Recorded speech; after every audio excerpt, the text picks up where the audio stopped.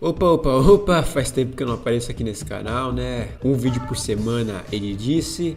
Quem me dera. Eu sou bem ruim com pontualidade no quesito postar vídeo, então não teve análise dos capítulos que saíram de Jujutsu Kaisen. Porém, quanto ao capítulo 261, meio que teve análise no meu canal principal. Eu não conseguiria fazer uma análise descompromissada daquele capítulo, porque, meu Deus do céu, até hoje eu não processei direito o tanto de informação que foi aquele capítulo, e eu não conseguiria fazer um vídeo bobinho, descompromissado sobre um capítulo tão denso, tão pesado, tão cheio de simbolismo e temática quanto aquele. E também teve o 262, que quando ele saiu, ele só saiu com 7 páginas e sem nenhuma informação. Isso porque Giga Kutami ficou doente e não conseguiu terminar a tempo. Então a gente teve um hiato de praticamente um mês, que foi o maior hiato de Jujutsu Kaisen, se eu não me engano. E depois saiu a segunda parte, que foi o 262 parte 2, ou 262.5. E é importante ressaltar aqui que tudo bem ter esse hiato. O mais importante é a saúde do artista do que o conteúdo em si. Valorizem quando o seu mangaka favorito faz hiato, porque é bom que ele tá cuidando da saúde. Então não tem nenhum problema esses hiatos longos que Giga Kutami tira, porque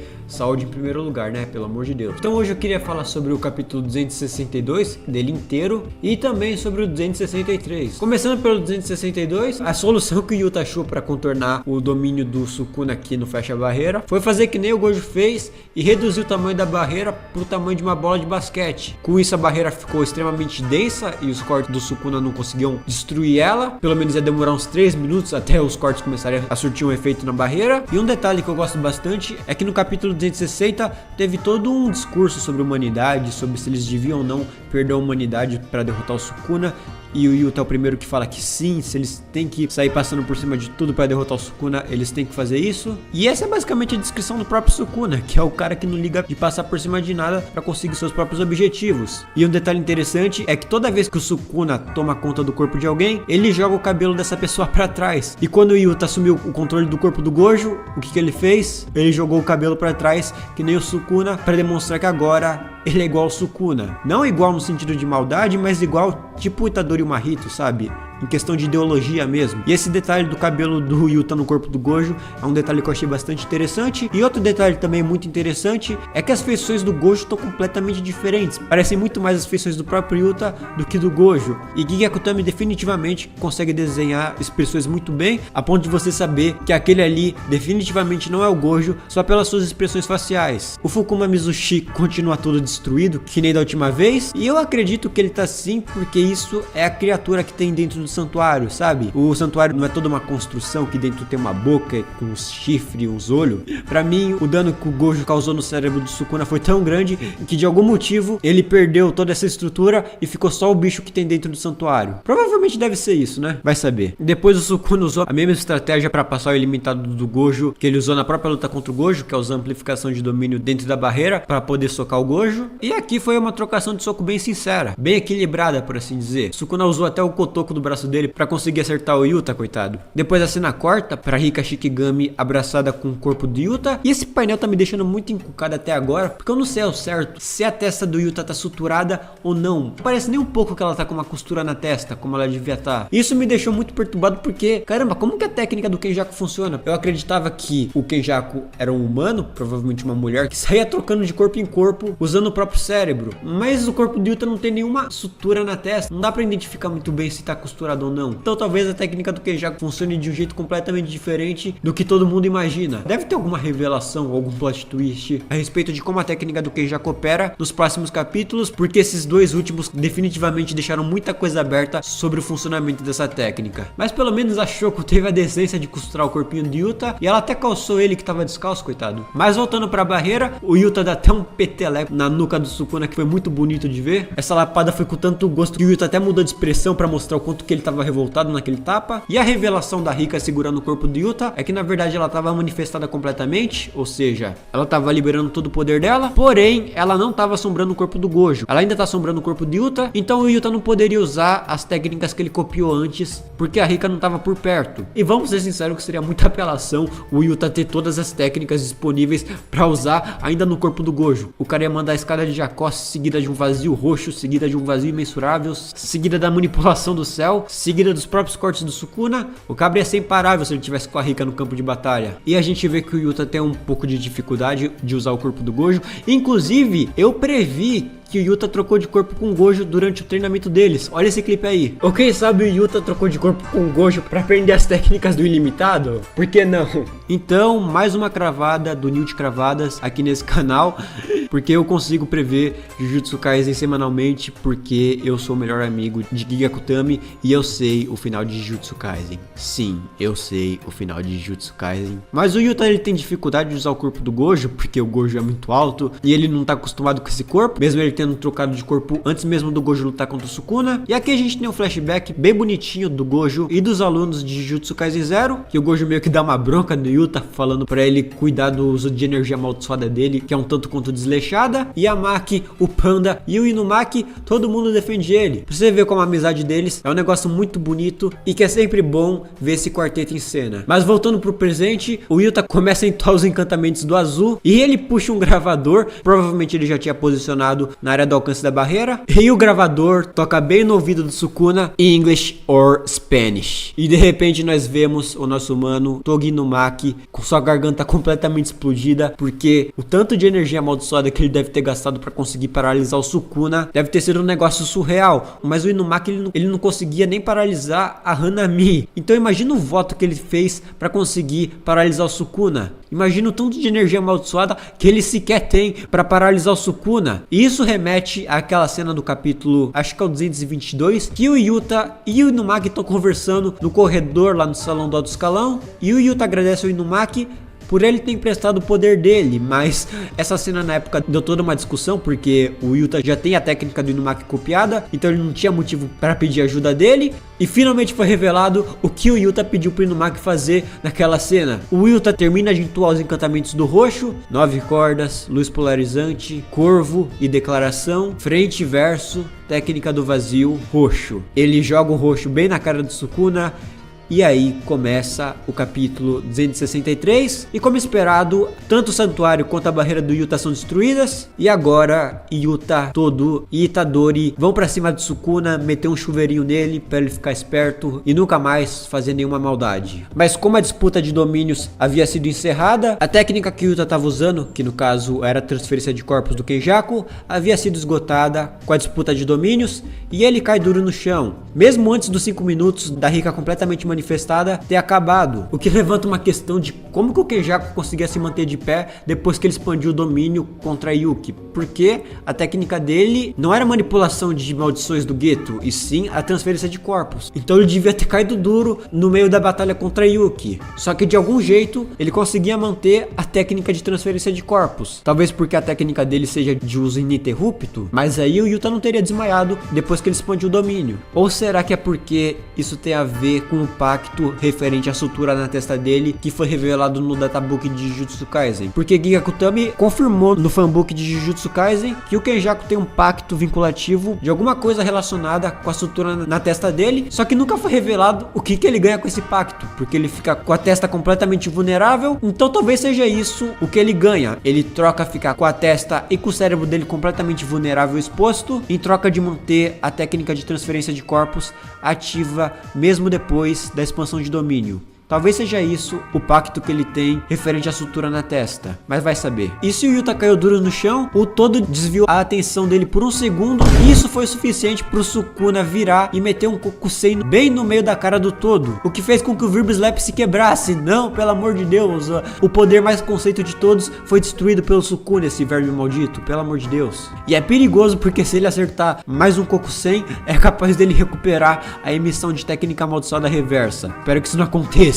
Mas aí acontece um dos melhores momentos desse capítulo, na minha opinião, que foi Itadori finalmente usando um pacto. Finalmente Itadori usou um voto e impôs uma condição nele mesmo, dele poder usar o destrinchar bem no meio da alma do Sukuna pra separar dele com a do Megumi. E finalmente algum personagem principal tá usando o pacto, pelo amor de Deus. O Sukuna tava spamando um montão de voto vinculativo nessa batalha final e nem o protagonista fez isso. Mas eu queria que ele tivesse ido além, eu queria que ele tivesse feito que nem o Gon e imposto uma condição que, ó, eu entrego toda a minha vida, mas me concede o poder pra derrotar o Sukuna. Me concede todo o potencial que eu tenho enquanto feiticeiro Jujutsu e me dê ele agora pra mim derrotar esse cabra de uma vez. Eu não ligo o que vai acontecer depois. Pra mim o Itadori devia ficar meio gon das ideias e se impor uma condição desse nível. Mas enfim, o voto deu certo e a conexão da alma do Sukuna com a do Megumi foi finalmente quebrada e o impacto do destrinchar foi tão forte que o Sukuna cuspiu os dedos que ele tinha comido. E como a bolinha do Virb Slap já estava quebrada, o todo teve que improvisar os usos mais criativos possíveis do Virb Slap e começou a bater na parede, começou a bater na própria cabeça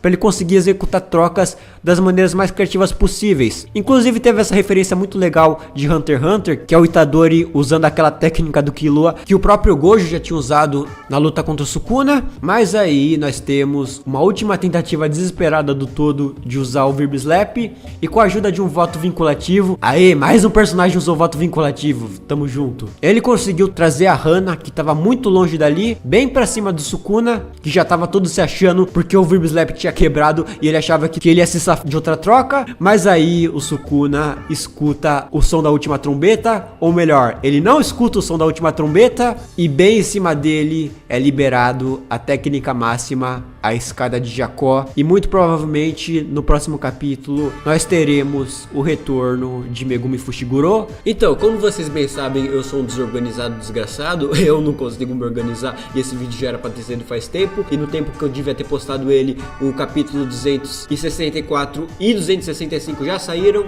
e não tem segredo, né? Eu acho que todo mundo já tá sabendo da notícia da expansão de domínio do Itadori, mas vamos do começo. O capítulo 264 começa com o Sukuna levando a escada de Jacó no meio da cara, que assim, eu já não faço mais ideia como esse poder funciona. Não que ele tá inconsistente, porque tem toda a explicação de que a Hana perdeu um braço, e pelo fato dela ter uma ligação simbiótica com o anjo, ao invés do anjo simplesmente reencarnar nela, isso faz com que o potencial da energia amaldiçoada dela seja muito limitado, mas o cabra não sofreu nenhum dano. E também teve o lance de que o Yuta usou a escada de Jacó como acerto garantido da expansão de domínio dele, e também o Sukuna não sofreu nenhum dano. Tá certo que no caso do Yuta, se eu não me engano, o Sukuna abriu o cesto de Vime vazio pra entoar os encantamentos e fazer o Ematen, que é o sinal da expansão de domínio, pra lançar o corte que corta o mundo no Yuta. Então aquela escada de Jacó foi muito rápida, aconteceu em muito pouco tempo, tão pouco tempo que eu acho que nem deu tempo de tirar algum dano considerável do Sukuna. Mas o Sukuna começa literalmente a subir a escada de Jacó com as pedras que ele tava quebrando, e ele atinge o segundo Kokusen no Aoi todo, que se joga na frente da Hana e salva ela. E como eu falei anteriormente, se o Sukuna atingiu 2 Kokusens, ele começou a usar 120% do potencial oculto dele, e com isso ele recuperou a liberação de energia amaldiçoada reversa, e com isso ele consegue regenerar os 2 braços esquerdos que ele tinha perdido antes, e também um pouco do ferimento do coração dele que tinha sido cortado pela Maki. Ou seja, se o Megumi voltar nesse mesmo corpo do Sukuna, pelo menos ele não vai estar com o coração todo destruído e com 2 braços faltando. Se bem que o Megumi não tem 4 braços, né? Mas enfim. E como a única condição do destrinchar que corta a alma do Itadori era simplesmente tocar no Sukuna, o Sukuna chega à conclusão de que ele só precisa evitar o Itadori até a técnica amaldiçoada dele for restaurada, para ele poder expandir o domínio dele de novo e matar todo mundo que tá na área do efeito dele. Ah, e mais uma coisa que eu esqueci de falar, pelo que eu tinha entendido, pelo fato do Virb Slap ter quebrado, o Aoi todo tinha perdido o Boogie Woogie de novo, né? Ele não tem mais o Virb Slap, então o Boogie Woogie não tá mais funcionando. Só que eu vi uma rapaziada falando que ele trocou de lugar com a corneta que a Anjo toca pra summonar a escada de Jacó, e com isso aparecer na frente dela pra tomar o Kokusei no lugar dela. Então como será que o Aoi todo conseguiu usar o Boogie Woogie sem o Virb Slap? Porque como a gente já viu em Shibuya, ele não conseguiu usar o Virb Slap com a mão Kotoku dele. Então pode ser que tenha sido por meio de algum voto, ou os próximos capítulos vão responder essa pergunta sobre como o Aoi todo consegue usar o Boogie Woogie agora só com uma mão. E o Sukuna podia fazer que nem o Gojo e danificar parte do cérebro dele com energia amaldiçoada e curar o próprio cérebro com técnica reversa para agilizar o processo de recuperação da técnica amaldiçoada dele, mas ele fala que não precisa fazer isso com o Itadori, o que foi a pior decisão da vida dele, porque quando a gente menos esperava, o Itadori lança o Mudra de Jizo e a gente vê a cara de espanto do Sukuna quando de repente eles acordam em uma estação de trem, e a composição é literalmente a mesma composição da página do Gojo acordando no aeroporto no pós-vida, o que levou muita gente a crer que o Sukuna tinha morrido em off-screen que nem o Gojo, o que eu de verdade acredito que vai acontecer. Não esperem ver a morte do Sukuna. Gigi Akutami não mostrou a morte do Jogo, não mostrou a morte do Toji, não mostrou a morte do Gojo e também não mostrou a morte do Geto, até não mostrou a morte do Kashimo. Não esperem ver a morte do Sukuna do mesmo jeito que Gyakutami fez com esses outros personagens, principalmente considerando tudo que o Sukuna já fez na história até então. E a primeira coisa que eu pensei quando eu vi isso foi que isso era o domínio inato do Itadori. Domínio inato, pra quem não sabe, é aquele lugar que o Sukuna ficava dentro do corpo do Itadori, aquele era o domínio inato do Sukuna. E a expansão de domínio nada mais é do que selar um domínio inato numa barreira, imbuir no feitiço nessa barreira, assim conseguindo o efeito de acerto garantido. E eu achava que isso era um domínio inato, porque isso não se parecia em nada com uma expansão de domínio. Parecia muito mais um domínio inato, tipo o domínio inato da Mai, ou o domínio inato daquela maldição de lugar especial que o Sukuna matou lá no comecinho da obra, no reformatório. Mas tudo isso foi revelado no capítulo 265, que na minha opinião foi top 5 melhores capítulos de Jujutsu Kaisen até agora. Se pá, foi o melhor, principalmente pelo final dele, porque pelo amor de Deus, aquele final é surreal de bem escrito. Mas vamos lá, o capítulo começa com uma pseudo explicação do que realmente aconteceu, que é um fenômeno raro que feiticeiros acabam se conectando mentalmente durante batalhas, o que aconteceu com o Jogo e com o Sukuna lá em Shibuya, que o Sukuna se intrometeu no pós-vida do Jogo. Também aconteceu com o Kashimo, que o Sukuna também se intrometeu no pós-vida do coitado. Inclusive esse capítulo do Kashimo é um dos melhores de Jujutsu Kaisen também. Também aconteceu com o Chozo e com o Itadori. Quando o Chozo morreu, eles voltaram para aquela mesa de jantar e o Itadori pôde se despedir de seu irmão através dessa conexão mental. E o mesmo aconteceu com o Sukuna e com o Itadori agora, onde o Itadori mostra pro Sukuna muitas de suas memórias favoritas, com o intuito de mostrar pro Sukuna que é um cara que vive por ele mesmo, que é um cara que vive só para satisfazer os próprios prazeres e ponto. Quero ver você falar isso rápido. O Itadori, nesse capítulo, queria mostrar pra ele a beleza da vida. Sim, no meu primeiro vídeo do Yutokotsu, eu comento que a obra condena o pensamento do Itadori sobre ele achar que ele é uma engrenagem de um mundo maior e por isso que ele vive, para ser apenas uma função e não um indivíduo.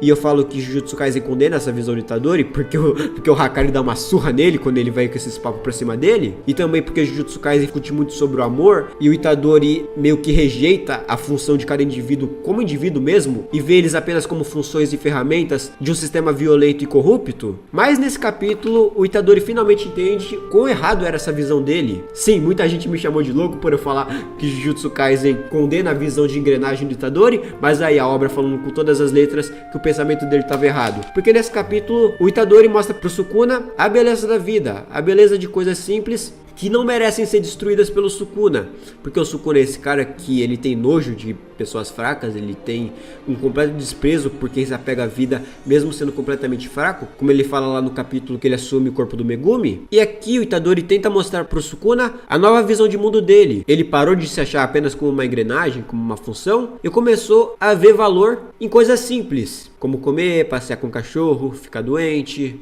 Todas essas coisas mundanas, todos esses signos relacionados à vida, pro Itadori começaram a fazer sentido e a ter valor, mesmo que eles não tenham necessariamente um significado olhando de uma visão maior. E esse capítulo também é um complemento do capítulo 248, que quando o Sukuna mata o Higuruma, ele fica completamente irritado com o Itadori, porque ele fica completamente incomodado com o Itadori, porque o cabra não descolava dele, e ele ficou com a impressão de que ele nunca poderia matar o Itadori, porque de certa forma ele já foi o Itadori, e ele começou a meio que ficar com uma pulga atrás da orelha, achando que eles eram iguais. E desde esse capítulo, esse incômodo do Sukuna ficou muito em aberto até então.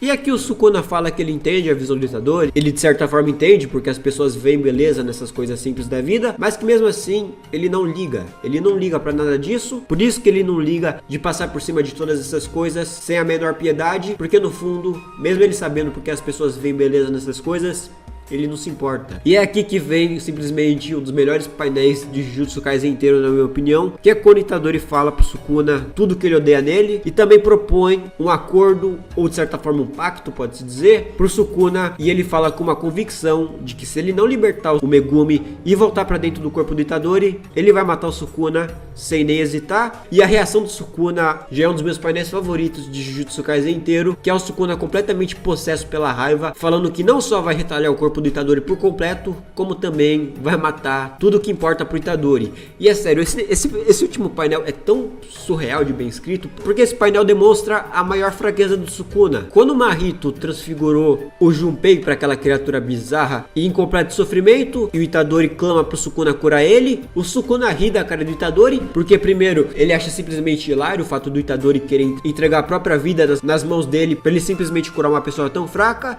E o segundo é porque ele simplesmente odeia receber ordens, principalmente daqueles que ele julga inferior a ele. E o Itadori é com certeza a pessoa que o Sukuna mais julga como inferior, tanto que até hoje o Sukuna nunca chamou Itadori pelo seu próprio nome. Então em Shibuya, o Sukuna mata a Nanako e a Mimiko, não porque ele não podia matar o Keijaku ou porque ele não queria ajudar elas. Claro, também tem esse motivo, mas sim porque o Sukuna tem um completo desprezo por fracos, por pessoas que ele considera fracas. E ele ouvir alguém que ele considera fraco tentando dar uma ordem ou fazer algum pedido pra ele é uma ideia simplesmente absurda pra ele. E agora o Itadori fez isso, só que levado ao extremo, porque ele falou: liberte o Megumi e volte pro meu Domininato, senão você morre, senão eu te mato e ponto. E a reação dele é simplesmente um dos meus painéis favoritos de Jujutsu Kaisen inteiro, porque ele ficou claramente ofendido com a resposta do Itadori e falou da maneira mais agressiva possível para o Itadori não ter dúvidas que além dele partir o Itadori no meio, ele vai matar todo mundo que é importante pro Itadori. E a genialidade desse painel tá no fato de que, além do Itadori ser provavelmente a pessoa que o Sukuna mais despreza, tanto que ele até hoje não chamou ele pelo nome, o Itadori tem plena convicção de que ele consegue matar o Sukuna e ponto. Ele não tem a menor dúvida de que ele consegue fazer isso,